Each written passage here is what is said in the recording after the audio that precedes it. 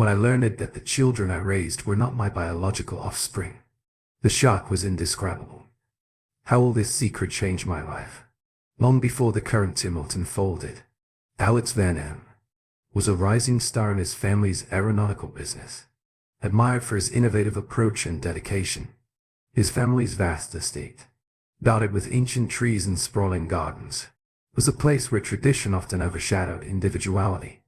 Despite these constraints, Alex harbored dreams of carving out his own legacy beyond the shadow of his controlling father and domineering elder brother.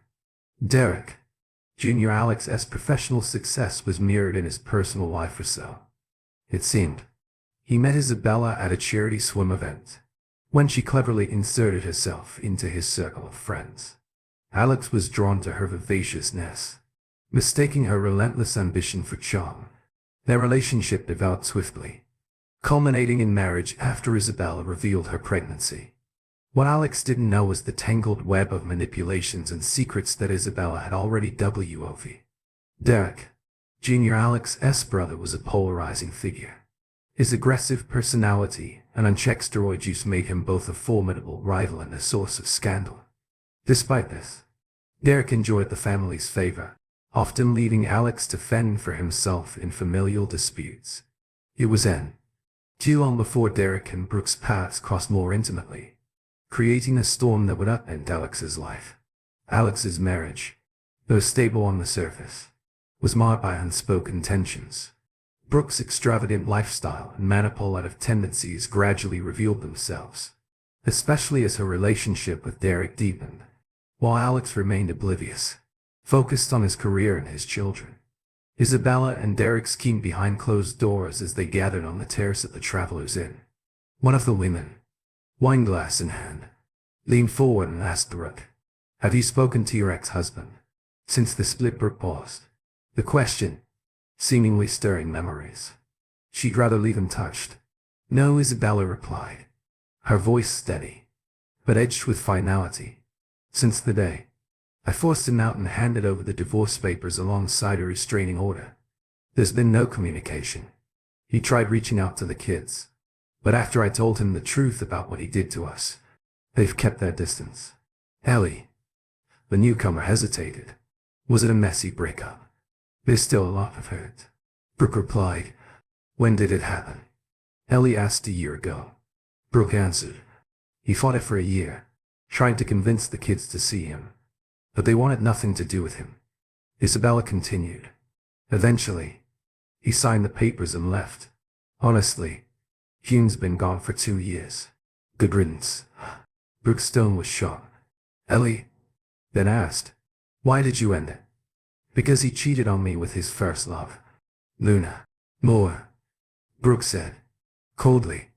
Suddenly a voice interrupted from behind Alex. "Van Am cheated?" "No way. He's not that complicated. And if I had, I'd remember." Isabella turned, glaring. "Well, look who decided to show up. You've got some nerve." Luna smirked. "Look, who's talking? You were already working on Alex while we were still together. Your lies tore us apart, and now you're blaming me." Isabella narrowed her eyes. "When was this? 2 years ago? As you?" "Well, what?" "No," Luna replied, coolly.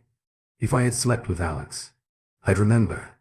Brooke snapped. 2 years ago, I was in Edinburgh, 50 m away studying linguistics. I can prove that, unlike you, I'd been overseas for 3 years. And before that, I taught high school across the country." Brooke's face ped. This wasn't what she expected. If it wasn't Luna, then who was he cheating with? She demanded. "He cheated, and I kicked him out," Luna said flatly. "And I think your games made sure he couldn't stay here anymore. Even his parents were probably fooled." Brooke's face flushed. "I don't believe for a second he was fooled. He was just following you." Luna leaned in. "Are those kids even his?" "I could ask, but I've got other things to do, like talking to Alex's parents." Isabella went pale. "Don't you dare. I'll make you regret it." Luna smirked. "Life hasn't been kind to you, huh? You use a lot of make to cover it up. But I'm off to see your former in-laws and clear up this cheating mess." They'll appreciate the truth. Goodbye. GMA turned and headed to her car, making her way to the Vanham house. It looked just as she remembered. 3 parking spots by the gate. 2 giant ginkgo trees. A long shaded driveway, and 3 granite steps leading to the door. She parked, grabbed her laptop and walked up to the door. Alex's grandfather answered yes. "Young lady?" he asked. "Good afternoon, Mr. Vanham. I'm Luna Moore. Do you remember me?" she asked. "Oh yes, I remember," he replied. "Your name came up in the mess with Alex's marriage." "Yes, sir," Luna said. "I'm here to clear something up. Alex couldn't have been involved with me. I was in Edinburgh at the time, and I can prove it." The older man studied her after a pause. He spoke. "Call me Derek." "Kim," he said with a smile. "It's brave of you to come forward. My son and daughter-in-law have their doubts about Alex, but I'm not convinced he's not the type to cheat." Luna nodded. "Why are you so sure?" "Because you seem honest," Derek said. "And Alex is my grandson. I know him better than anyone." Luna hesitated, then said, "Alex doesn't know it yet, but I'm going to be the next Mrs. Vanham. But first I need to find him." Derek's eyes twinkled. "Alex has been keeping his distance. Jim, not in touch with anyone. But I promise not to reveal where he is. He's at Street Christopher's Crossing, doing well at university. That's our secret. This happened when I was in the first or second year of junior high school. I think I was about 13 years old. I grew up in the countryside." G smiled. "I've been offered a job at that university and I've accepted. I'll be seeing him soon." Just then, a voice called from inside. "Dad, who is there?" Derek grinned at Luna. "Do you know where the kitchen is?" She nodded.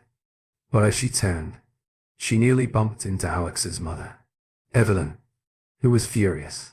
"You've got some nerve," Evelyn shouted. "You ruined my son's marriage and now you show up here. Get out." Derek stepped in. "Evelyn, she's my guest. Let me hear her out.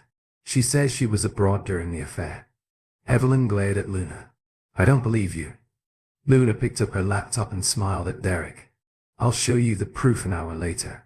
Luna stood before Evelyn, still upset and a furious Derek. "So what now?" Evelyn asked, her voice tight. "Luna, decided to be UP front. I'm leaving tomorrow. Alex and I got close fast, but things changed when Isabella came into the picture." She shared how she lost both her friend and potential soulmate to Isabella, but didn't mention her suspicions about the pregnancy. It was Alex's story to tell if she ever found him. Evelyn, shocked by the revelation about the woman who was once the mother of her grandchildren, suggested her husband, "Alex, Jr., meet JMA too. Would you like to stay for dinner? I'd also like you to talk to Randall, my husband, about your side." Gemma politely declined. "I'm preparing for my new job." She didn't specify where. As she said her goodbyes, Evelyn turned away for a moment. "Luna," Evelyn said quietly, "if you find Alex, please let us know. We've made some bad choice VOES and I just want my son back." Luna nodded softly. "If when I find him, I'll pass on the message, but I can't reveal where he is." Alex disappeared. For a reason he doesn't want to be found. Luna made her way to her car. Halfway there, she spotted a man approaching Alex's brother, she thought, and the heavy-set man lumbering toward her. He was broad-shouldered with a thick neck and a slow, awkward walk. His appearance made it clear. He could barely move his arms. Derek Vanham, Alex's brother, eyed the slender woman with dark hair, feeling vaguely familiar, unsure where he'd seen her. She could use a bigger chest, he thought before adding. But those legs, I'd love to feel them wrapped around me. He entered the house and greeted his grandfather. "Got a guest?" he asked, glancing at Luna as she headed toward the gate. Derek answered flatly yes. "An old friend of Alex. She's trying to reconnect, but we don't know where he is. Do we that worthless, cheating fool?" "Derek," John muttered. "I want him as far away as possible." He then went upstairs to his apartment built for him after an accident. Meanwhile, Isabella reflected on her life. Alex, 2 years younger than her, had been a part of her life for a while. Now their kids, 16 and 15, were born close together. She first noticed Alex while finishing a 10K swim initially. She didn't think much of him. But when a dark-haired girl helped him out of his wetsuit, Brooke's interest grew. Alex's athletic build and striking features caught her eye. She began plotting how to win him over, undeterred by the fact that the girl was probably his girlfriend. It took 6 months for Isabella to break through Alex's shy barriers. Conveniently, his girlfriend moved away, making it easier for Isabella to get close soon. After, Alex invited her to meet his family at their monthly barbecue. She learned Alex was the youngest of 3, with an older brother and sister at the barbecue. Isabella noticed the stark differences between Alex and his brother, Derek. Both were about the same height, but Derek was much heavier and more brash. Derek took an immediate interest in Isabella, showering her with attention. After 2 weeks, he managed to get her settled into a hotel. A month later, Isabella realized she'd missed her period. Derek laughed when she asked for advice, telling her you should have been on the pill in time. Brooke's relationships with Derek and Alex intertwined. After a few months, she married Alex in a small ceremony. Isabella was content. Alex was a reliable provider, and Derek was a bad boy lover on the side. Alex was good in bed, but Derek was just for quick, casual. Brooke didn't mind that. She didn't always peek. The secrecy made it exciting. 13 years later, Derek's steroid use finally caught up with him. While working out, he collapsed from a heart attack, but was revived by a nearby nurse. Doctors confirmed the cause: a ruptured myocardium from excessive steroid use. After surgery, he was discharged in poor condition. His once prominent muscles replaced by flat Russ. Knew he would need long-term care from that on. Over the next few months, Derek began manipulating Isabella. He criticized Alex, telling her she deserved better, and didn't. He have to endure financial struggles. Slowly, Isabella became more demanding, asking for a new car and pushing Alex in ways she never had before. One day, during one of her rants, Alex walked away, mid-conversation. Brooke shouted after him, but he simply went to his office and started working. A few minutes later, when she entered, Alex told her coldly to leave. It was then that Isabella realized she'd pushed him too far. Alex, usually patient, had finally reached his breaking point. Alex realized he could no longer ignore the damage done after years of working toward taking over his family's business. His father had pushed him aside to make room for Derek. Alex suspected his brother was involved, but he didn't care when his father fired him and tried to force him into a non-compete agreement. Alex laughed and walked out, singing Tommy by the Who. Shortly after, a competitor offered Alex a better job with fewer hours and better benefits. He had already started his own company years earlier, funneling freelance work through an offshore account in Luxembourg, something Isabella had never questioned. Now Alex made sure all his freelance income went into those accounts. Alex decided it was time to focus on his kids and cut back on work. One morning, as he read the newspaper at the kitchen table, Isabella walked in, demanding to know where he'd been the night before. He calmly responded, "I've been working 15-hour days for a month. I'm done with it. I've reduced my hours to 30 a week. If you want more, get a job." He paused, then added, "The way you've been treating me is unacceptable. If it continues, we'll be getting a divorce with that." Alex left for breakfast, leaving Brooke stunned, confused. Isabella called Derek for help. "Alex is being stubborn. I don't know what to do," she said. Derek smirked. "I've got a plan B later." Alex's secretary informed him that a visitor had arrived. An older woman handed him two sealed envelopes, saying, "You've been served." As she left, she muttered to the clerk, "Please take care of him." Alex opened the envelopes to find a restraining order, preventing him from contacting his wife, children or parents, as well as an affidavit accusing him of being involved with Luna. More. Heartbroken, Alex began dealing with the legal mess. His bank accounts were frozen, and he was forced to rent a small apartment back at the house. Brooke overheard Sophia and Ethan whispering about a problem intervening. Brooke suggested, "Why don't you talk to Uncle Derek about it?"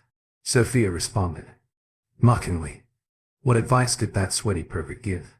Isabella was offended on Derek's behalf, but kept quiet. "What did she say?" "Your uncle," she said, trying to stay calm. "Yeah, a great uncle," Sophia shot back. "He offered me money for showing my chest and said he'd reward me for helping with his urges." "That's not what he asked for," her daughter replied, disgusted. Brooke's heart sank. If that's true, Derek is a dangerous pervert, she thought that night. Uncomfortable truth surfaced, revealing Derek's twisted nature. Alex had taught the kids to value themselves, keeping them safe. Now Isabella had a new problem. She'd relied on Alex's child support, but that was ending, and she was about to depend on Derek for financial support. She began regretting some of her choices. When Luna met Professor Leonard Daltrey, they exchanged pleasantries and he shared his role at the university, mentioning he was a widower living with his girlfriend. He recommended Street Christopher's Woods for housing, pointing out a great lot, though it was already taken by a part-time assistant. He also mentioned the assistant was great with children and designing a learning center at the university, but the assistant was very private and hard to reach. Luna, looking for a place to settle, was joined by Mia Collins. On a land search, they found a plot for sale in Street Christopher's Woods with a building permit. Mia suggested a designer for the project, an aeronautical engineer Luna who was designing his own house. Luna was eager to meet him. Meanwhile, Grandpa, Brooke in a soft voice, asked Brooke, "Do you know where Alex is?" Isabella hesitated. "Why do you ask? Trouble in paradise?" The question hit Isabella hard.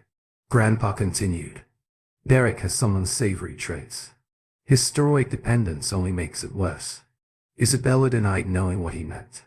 But Grandpa pressed on. "Those kids of yours don't have Alex's genes." Shocked, Isabella responded, "How dare you?" Grandpa calmly pointed out, "What color are your eyes?" "Alex is your kids," he noted. The kids had brown eyes, unlike Alex's green ones, and that Derek had brown eyes. "You spent a lot of time in his bed, didn't you?" Isabella was stunned into silence. As Grandpa pressed further, "You've let Derek manipulate you. Now you want Alex back, but I'm not helping." "You devastated." Isabella left, and Grandpa, lost in thought, considered writing a letter. Luna had grown close to Mia, but had never visited their home until now. When Eli answered the door, he greeted her with a warm smile, introducing himself as James inside. Luna noticed the scar on his face and wondered about his past in the kitchen. She complimented their home, asking Mia how she found such a gem. Mia's expression softened as she paused, lost in thought. "It's a long story, but it ends well. I'll share it someday. But I need James's permission first. Not many know the details. Let's just say James took his place from the local bullies and tore them down in the process." She added, "Jacob isn't my biological son.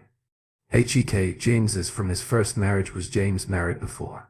Luna asked. "No," Mia replied. "He was widowed. But in 6 months, Jacob won't be the only child here," Mia said with a smile. Luna hugged her. "That's great news," she said, her heart lifting. She almost asked when the baby would arrive. But James interrupted. "Gemma, let me introduce you to Alex," James said. Luna beamed, rushing to hug him. "Alex," she exclaimed. But he didn't respond. Alex looked at her flatly. "Gemma, it's been a long time," he said, his tone distant. Luna's excitement drained and she stepped back. Confused, Mia and James exchanged a glance and James asked, "Do you two know each other?" Alex answered, "We used to be friends." Luna's heart sank and tears welled up in her eyes. This wasn't the reunion she'd hoped for. "Alex, why are you acting this way?" she asked, trembling. "Aren't you happy to see me? I missed you." Alex glanced at James and Mia, who nodded for him to speak. "We'll give you some space," James said, leading Mia away in the study. Alex looked at Luna, clearly upset. "You told Isabella we were involved while I was still married to her," he said quietly. "You signed an affidavit that ruined my marriage. Why would I be happy to see you? Those lies hurt me more than, you know." Luna felt a wave of anger toward Isabella for using her to destroy Alex's reputation. She straightened up, her voice steady. "Listen closely before coming here. I spent 3 years in Europe. I never told her anything. I confronted her when I overheard her bragging about it, and I made it clear I wasn't part of her lies.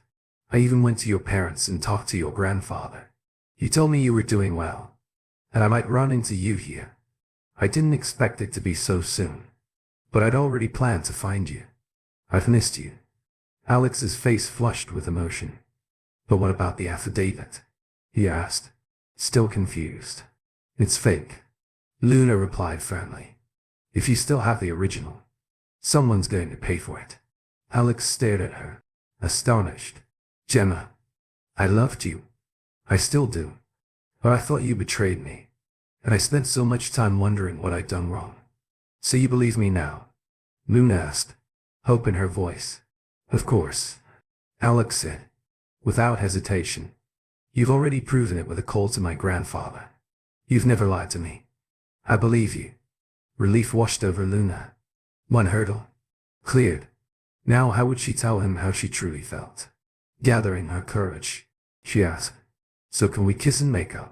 She slowly pushed her chair back. Alex stood and walked over, pulling her into a hug. "Can you forgive me?" he asked softly. "For what?" Luna replied, offended. "You've been manipulated. There's nothing to forgive." Alex leaned in, but Luna quickly turned, kissing him on the lips instead of the cheek. She pulled him closer, running her tongue over his lips after the kiss. She smiled brightly. Alex stood, frozen, stunned. "Did you just kiss me?" he asked, almost disbelieving. "Yep," Luna said, confidently. "I've wanted to do that ever since I found out you weren't married to her. And I've already told Brooke. I have a claim on you. Just let me know if I'm moving too fast. But whether slow or fast, I'm coming for you." Alex paused, enjoying the closeness. "You know, I'm a bit of a wreck, right? That's why I'm building my house so far away. I need time to heal. It's been painful." Luna gazed up at him. "Let me in, Moon," she said softly. "I'll be here for you. I know you married her because she was pregnant. But honestly, I'm starting to wonder if the baby's really yours. Something's off." Alex shifted uncomfortably. "Let on. Leave that for later," he said, trying to shift the focus. "One last thing. Take the job offer from Professor Dowry. It will be good for you." As they walked back, Luna smiled at her friends. "Problem solved. He's mine now." This happened when I was in the first or second year of junior high school. I think I was about 13 years old. I grew up in the countryside. He's not entirely sure of that yet," she added with a wink. Mia clapped in approval. "That was quick." Mia grinned. "What's next?" Luna wrapped herself around Alex, smiling. "I have plans. One involves retribution. Another involves never letting that man out of my sight. And I also want to know who to contact about the land we saw today."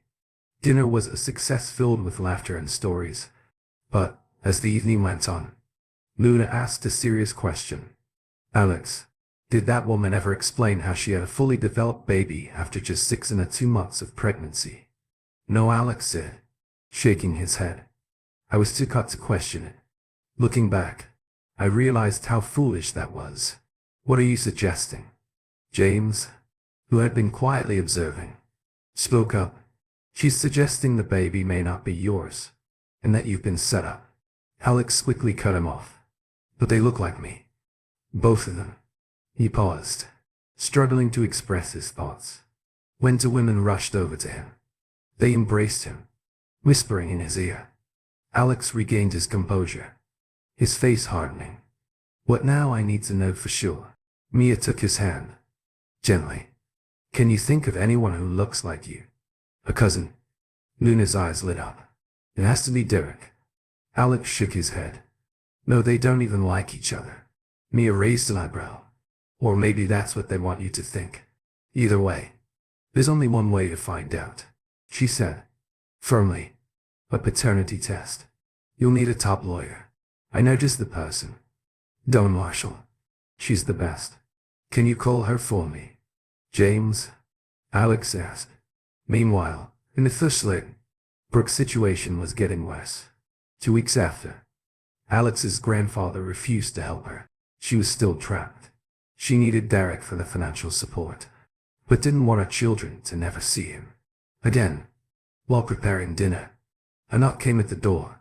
She opened it to find a man and a woman standing there. Can I help you? She asked.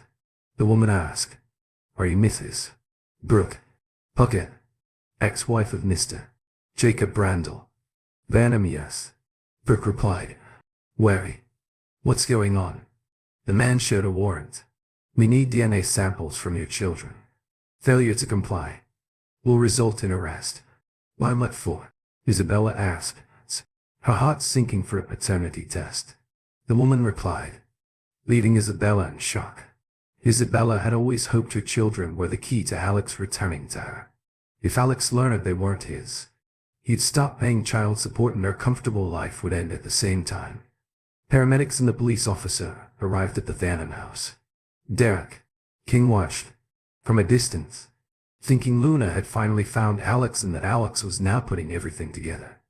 Derek Jr. had refused to cooperate with the authorities, even attacking an officer soon.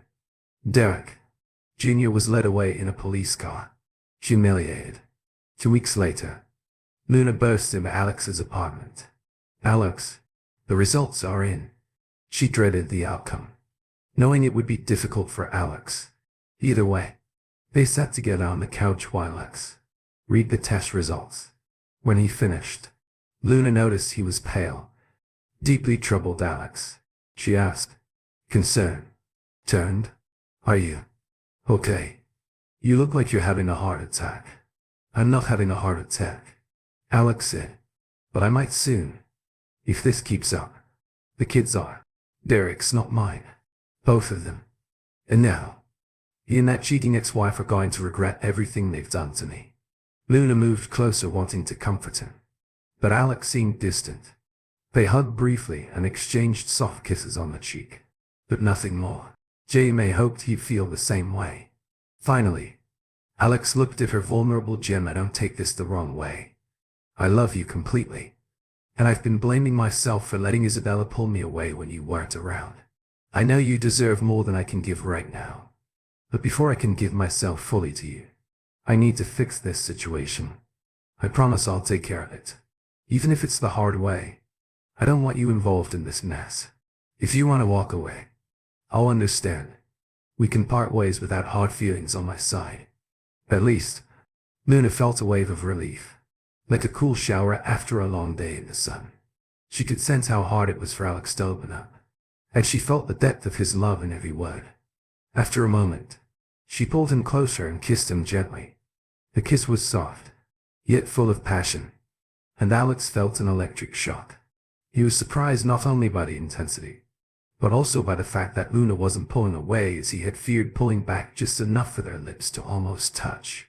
She whispered, Don't be silly. Alex, you're stuck with me. Now I'll be here for you through all of this. Alex wrapped his arms around her, kissing the top of her head, thinking she smells amazing. He then asked, quietly, almost Sheila, what if we delay building the house? By the time all this is sorted, I could expand mine and make it work for both of us. Luna froze. Did he just ask me to move in with him? She couldn't resist asking. Is that an invitation to move in it? Yes, Alex replied, his voice firm yet tender. I've committed to you, Luna. If you want a ring in a ceremony, I'll give it to you. To me, marriage is just a formality. But if that's what you want, I'll do it. I want the ring, she said, firmly.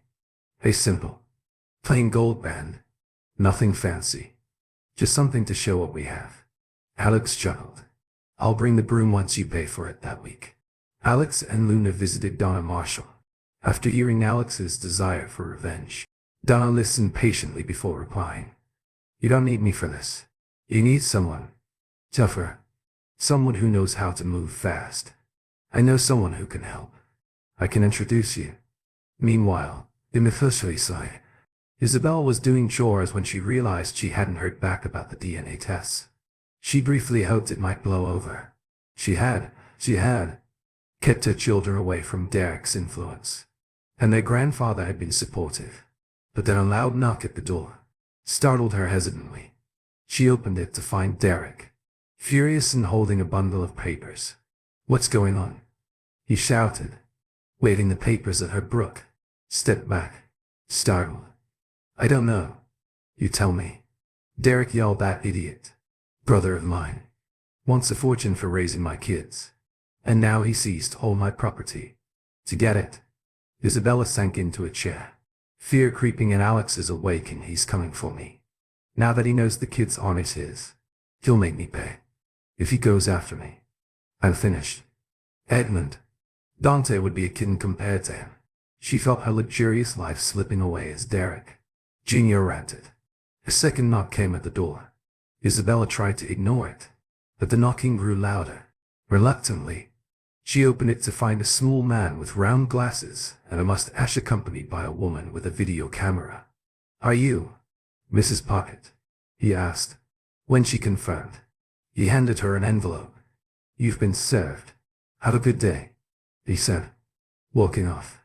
Brooke stood frozen, watching the car drive away, her dread building. She opened the envelope, slowly, her heart sinking. The DNA tests showed that Alex wasn't the father of either child. Derek was. The papers also included a demand for reimbursement of all child support payments with interest, due to the false claim she had made. The amount was staggering. There were also documents accusing Luna Moore of falsifying an affidavit and defamation. Isabella panicked, but Derek reassured her that the company would cover the costs. Now that everything had come to light. After all, she was the mother of his children, wasn't she? That evening during a family dinner, Derek Jr. began to explain how he and Isabella had developed feelings for each other, and that she was now his girlfriend. I'll take care of the kids after our lawyers fight off my brother's ridiculous demands. Derek King intervened calmly. You need to get yourself a lawyer. The company isn't going to cover the cost of your deception or hers. Alex has already suffered enough because of you. A silence fell over the table. Alex's father spoke up. Why not? Alex has every right to defend himself against these baseless accusations. The company has top-tier lawyers to handle this slander. Derek King responded firmly. The accusations aren't baseless. They're completely true. The children are. Derek's not Alex. You and Isabella have been deceiving him from the start. It seems Alex now has DNA proof. And if that's the case, he's right. Moreover, the company has strict rules about fraternization, and you've broken every one of them. If the lawyers take on this case, it won't be to fight Alex, but to enforce company policies that you've been disregarding for as long as Alex has been married to Isabella. Derek Jr.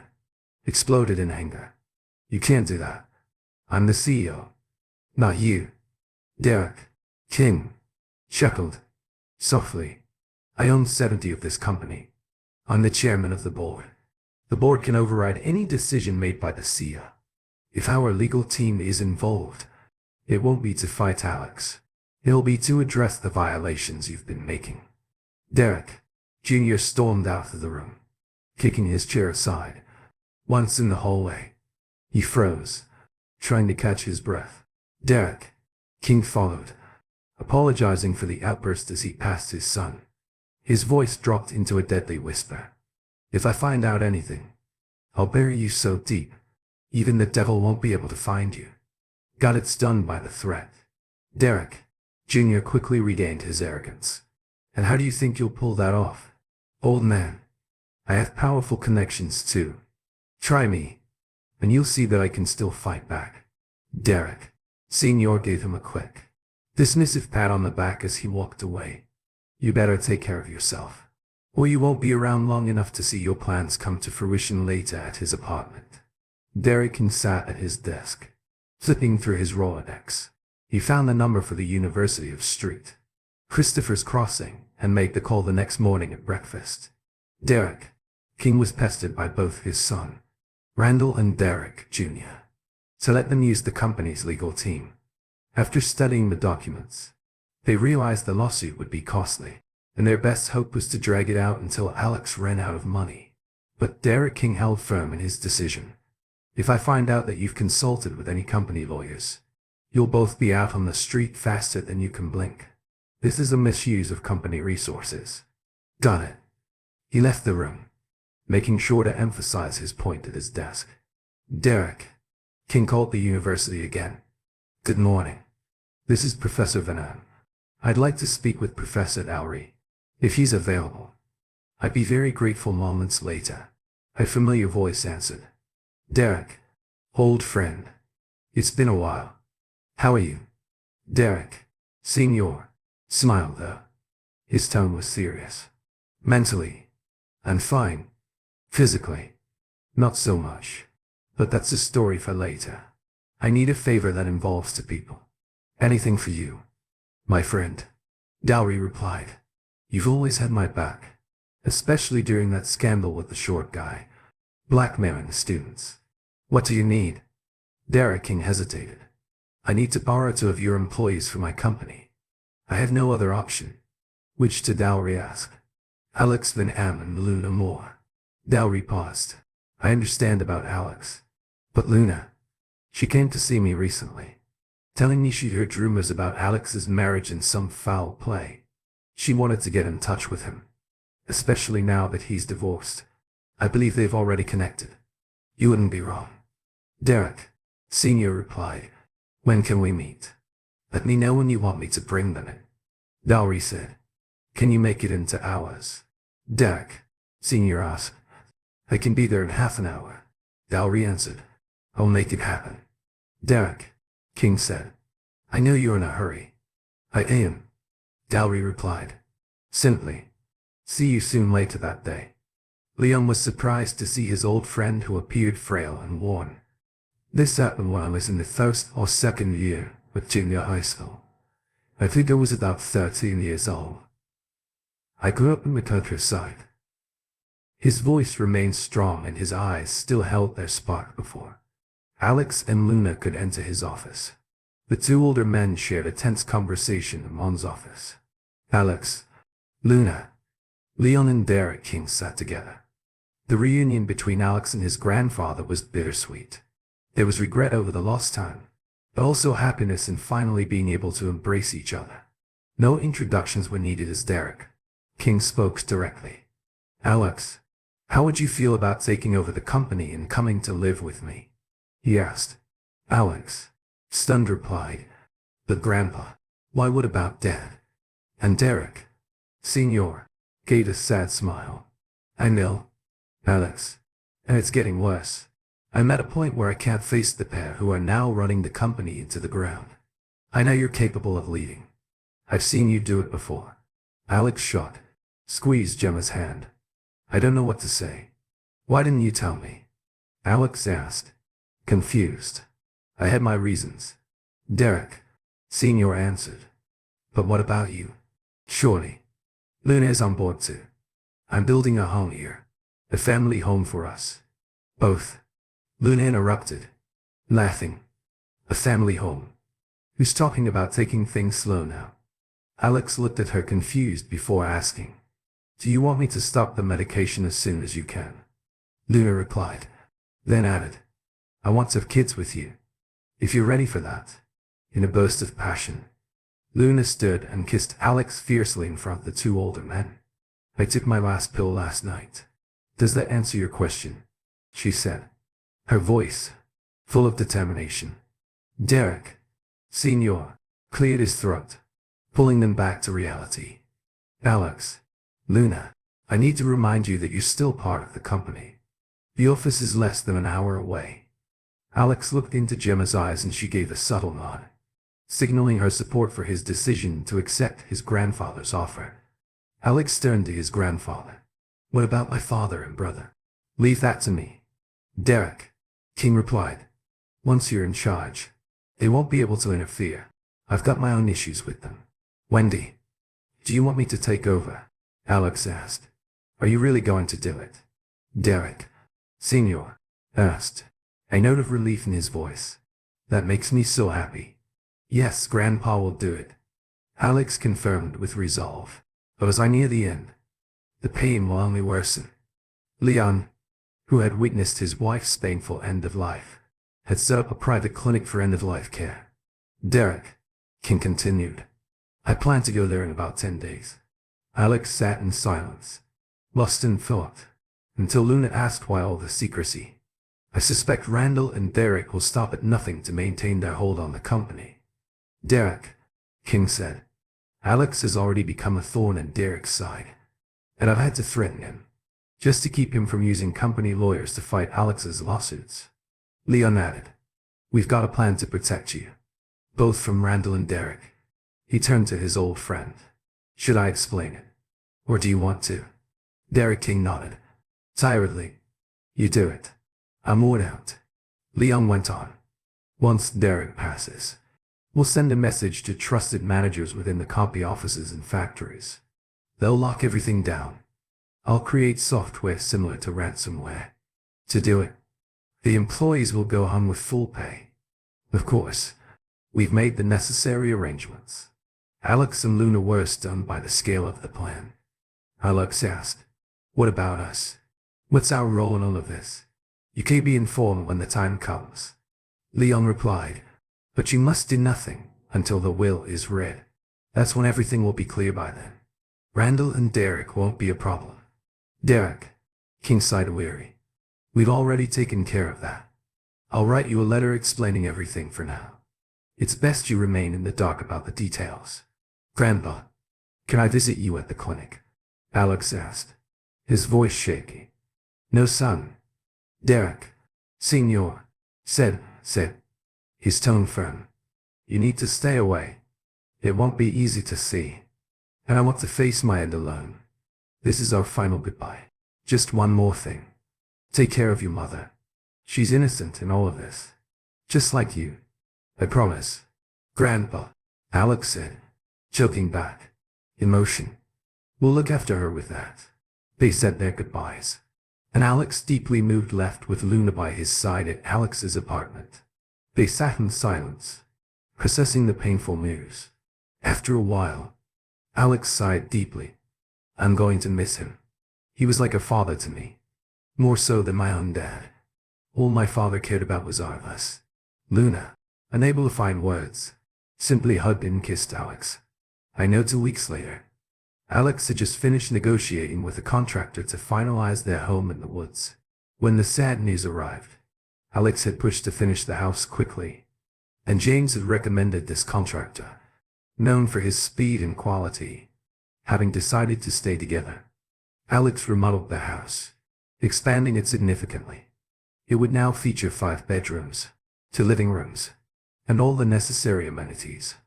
The house would be heated by geothermal energy, with solar panels, and 2 wind turbines providing power as Alex sat outside, holding the sad news in his hands.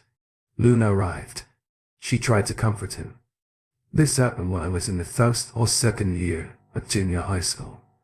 I think I was about 13 years old. I grew up in the countryside. She could only do so partially. Alex looked at her and said, it feels like something was ripped away from me the following day. Alex received a call from the probate lawyer, summoning him to the reading of his grandfather's will. Alex, along with Luna, prepared for what was to come, when he noticed the blacks at end railing behind them. Without hesitation, he pulled into a mall parking lot just as he was about to step out. Another black car pulled up alongside them. A woman emerged, signaling for him to roll down his window. Alex did so, keeping the engine running and his foot on the gas until she showed her it. We're with the FBI, she said, calmly. We're here to protect you until the case is resolved. When you attend the will reading, act as though we're not here. Everything will be made clear, according to Mr. Van Dam's wishes. Inside the office, Alex left Luna in the waiting room while he entered the conference room where his father, mother and Derek, Jr. were already seated. Derek, John smirked. Look, who decided to show up here to see if there's anything left for you, huh? Don't worry. I'll make sure you get nothing. You little rat. The lawyer immediately intervened. Control yourself, Mr. Van, or I'll have you removed. Understood. Derek opened his mouth to argue, but the lawyer's voice grew firmer. I won't repeat myself. If you act out again, you'll be sitting outside waiting for the family to finish. Derek muttered under his breath, but the lawyer moved forward, unyielding. I can't hear you. Do you understand? Or do I need to make it clearer that any more disruptions will get you thrown out? Randall, trying to intervene, froze when the lawyer raised a hand. The man clearly commanded respect. Good, the lawyer said, his tone shifting. Now that we've cleared up the theatrics, let us get to the matter at hand. Alex had a sudden thought. The lawyer reminded him of Ganiel from Lord of the Rings' common kind, but unrelenting when provoked. It was clear. The lawyer was no one to underestimate. His attention snapped back to the proceedings when he heard his name called and the lawyer began reading aloud. Everything I own in this office is to go to my only son, Jacob Randall Van Dam, who will now take over as chairman of the board of Van Aeronautical Industries. What only son? But Dad is my father, isn't he? What's going on? Alex thought, his mind racing. His mother smiled faintly, as though this was no surprise, while Randall and Derek erupted in fury. I'm his son. Derek is my son too. I'll make sure you pay for this. You thief. Randall shouted at the lawyer. The lawyer remained unmoved, pressing a button moments later. Four imposing men appeared. They looked like they could overpower anyone with ease and stood next to the agitated men. One of the men addressed Randall in a low growl. You really want to push this, old man? Randall instantly deflated, but our OF, known for his temper, lunged at Alex, screaming, I'll eliminate you. Fool! Before Derek could act, he was back in his seat, grimacing in pain as he rubbed his injured wrist once order was restored. The lawyer continued. Derek, my friend, I foresaw this little outburst. That's why I asked these gentlemen to be here. Turning to Randall, he added, Mr. Van Am, the DNA results show you are not his son. Your mother's divorce wasn't without cause. This happened when I was in the first or second year of junior high school. I think I was about 13 years old. I grew up in the countryside. Derek, Jr. is not your grandson. The lawyer paused, allowing the weight of his words to settle before continuing. When Mr. Van Am learned of your treatment of your wife and your misconduct with the company's resources, he proposed to her. She accepted. And now she's carrying Jacob Randall Van Dam's child. He let that hang in the air before adding. We also have notarized affidavit and DNA evidence that confirm the second son of Evelyn Van Hansen. And Derek Van Am is indeed Jacob Randall Van Am. Randall was furious, practically vibrating with anger. You filthy strumpet. You cheated on me. You'll regret this. I'll sell you to a Russian brothel. He yelled at his wife. The lawyer unfazed motioned for two men to restrain Randall, who was flailing about in rage. Let us get this on record, the lawyer said calmly. And let us make sure these threats are documented. Turning to the four men holding Randall and Derek in place, the lawyer continued. I'd like to make it clear that both of you are involved in major financial crimes. We have evidence of embezzlement with you and your son stealing nearly $6 million from the company. You also funneled sensitive technology to rogue states and foreign competitors. You let the weight of that statement hang in the air before adding. Several government agencies, including the IRS and FBI, are investigating you. Whether you like it or not, you'll be cooperating with their inquiries. Lawyer glanced at the four men. Again, take them away and hand them over to the authorities outside. Isabella watched as Alex walked in with Luna. She had promised Luna she would support Alex, but nothing prepared her for what she saw next. Half an hour later, Her world crumbled as she saw Derek and his father being escorted out, their identities checked and then taken away in separate vehicles. What just happened? Isabella thought, her mind racing. A few moments later, panic set in as she grabbed one of the men escorting Derek and Randall. "I can't tell you, ma'am," the man said. His tone flat. "All I know is they're going to help with the investigation, and it's going to take a while." Another man added, "They want it for fraud, embezzlement, industrial espionage, and illegally transferring classified tech. I don't think we'll see them for the next 20 years. Brooke's stomach dropped. "Who's going to run the industries now?" she asked, her voice shaking. "The one who came in with that snitch in his arms," the second man replied, nodding toward Alex. Isabella felt like the world was spinning. She still didn't know exactly what had happened in that office, but Alex had come out victorious. The security and luxurious life that Derek had promised her were now gone. Depressed, she walked to Derek's car, found it locked and the key fob sitting on the center console. She drove home in a daze. 1 month later, Isabella was struggling. Her modest income barely covered her basic living expenses, let alone the luxury she had once enjoyed in her previous life. A life she now called her former one. She knew she had to either find a way to make more money or cut back on her spending. The children's school fees, in particular, were weighing heavily on her mind. Her only option, she thought, was to convince Alex to take the kids back into his care. This would mean getting him away from Luna, the woman she saw as her rival. During her time with Derek, Isabella had lived a life of excess partying. This happened when I was in the first or second year of junior high school.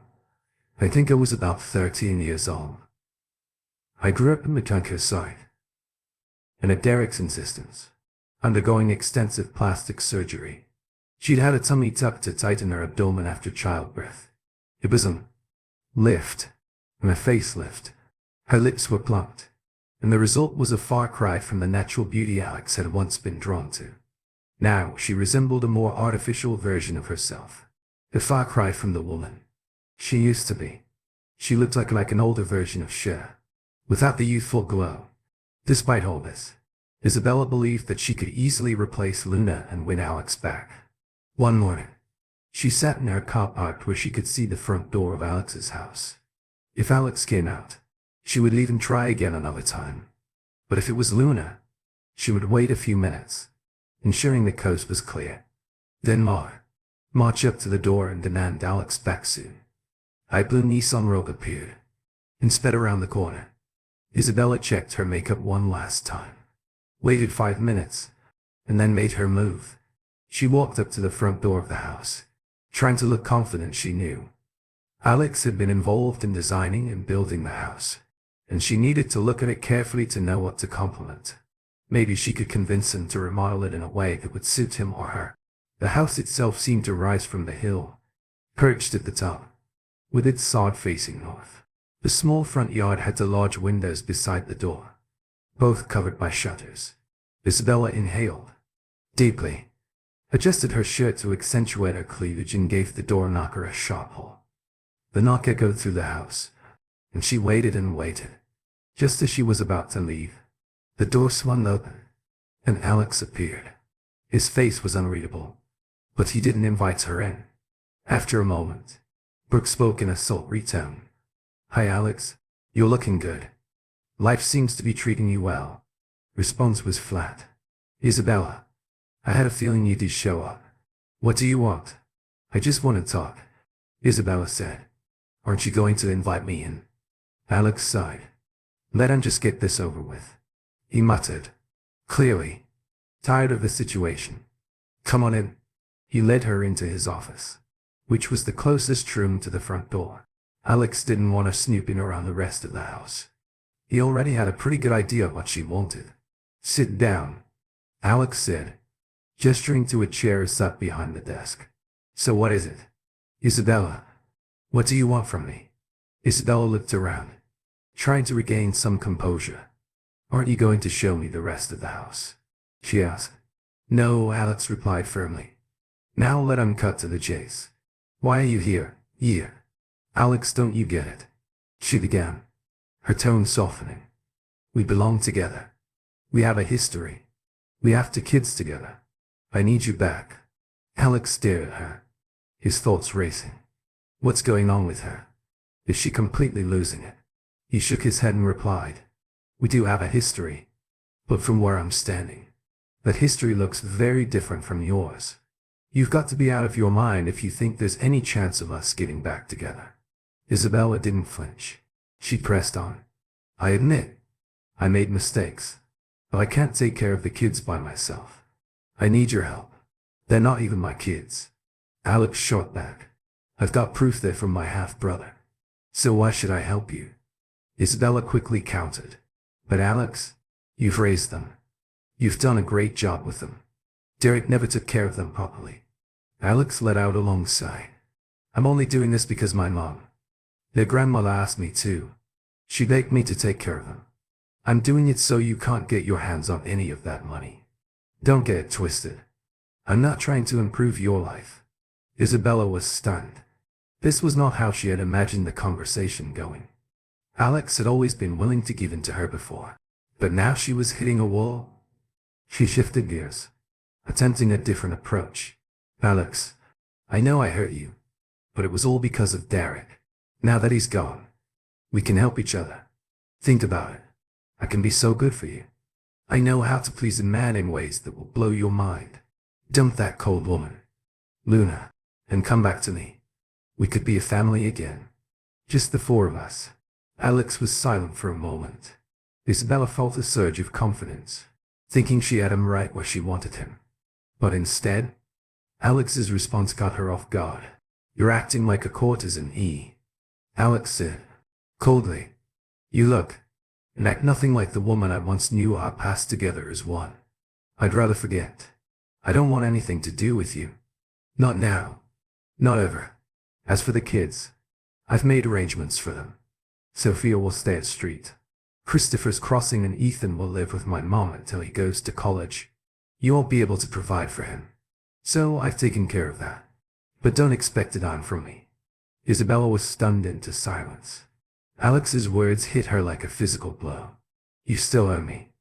Alex continued, his voice hard. If you try anything, I'll file charges for fraud and extortion. I'll tell the authorities. They aren't mine.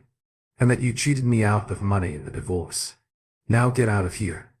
I'm done. At that moment, they both heard the door creak open. Luna appeared, poking her head around the corner. Alex glanced at her and said, Come on in. My visitor is about to leave. Luna entered, a glowing smile on her face. Her pregnancy was evident, and she walked over to Alex, giving him a kiss on the cheek. She whispered something. Only Alex could hear I was right. There are 2 of them. Alex's smile widened as he exchanged a look with Luna. Brooke's mind raced as she finally realized what was happening. You're pregnant, she blurred, her voice filled with shock. Luna nodded, proudly. Yes, I'm pregnant. I'm giving Alex the children he deserves. We're going to have twins. I'm 3 months along. The first ultrasound didn't show both of them, but the latest one confirmed it's 2 boys. She kissed Alex again, this time on the lips, and then whispered, This happened when I was in the 1st or 2nd year of junior high school. I think I was about 13 years old. I grew up in the countryside. Brooke's world came crashing down as she realized everything had fallen apart. You can't do this to me, Brooke said, almost pleading. You're going to take my children, your niece and nephew. Alex looked at her, his face hardening. I don't know who Sophia and Ethan are to me. They're your children, not mine. He paused before adding, and as for Randall and Derek, John, I know the truth about them. They're not really related to me. I don't have anything to do with them anymore since they arrest. I haven't heard from them, and I'm not going to let you drag me into your mess anymore. Isabella felt the weight of her failure. As Alex continued, You have no real support left, he said. Evelyn wanted nothing to do with you, and now you're completely isolated. You can't even get a job. So I've arranged something for you. I found you a job. Simple physical work that will pay the rent and basic living expenses. It's the only option left for you. Isabella was speechless. She'd applied for jobs, but had been rejected every time now. She was stuck far from the children she loved. Alex handed her a card with an address and phone number. Luna added, "This is your last chance to stay in touch with your kids. But if you don't take it, we'll wash our hands of you. Sophia will stay at Street Christopher's Crossing, and Ethan will live with Evelyn. They know what you did to the man they thought was their father." Luna gestured for Brooke to leave as she did. Luna turned and said in the end, "I want to have Alex and I'm going to have his kids. You bet on the wrong man. I have the best man and you have nothing." Luna glared at Isabella. "If you try anything with Alex, I will stop you. I'll protect him and make sure you never hurt him again. Do you understand?" Brooke stood frozen, unable to respond. "Yes, I understand," she whispered. "Good. No direct contact with Alex." Luna warned, "Only through you. Now get out." As Isabella walked away, her entire world had crumbled. What she had once believed to be her future was now gone inside. Luna was curled up in Alex's lap.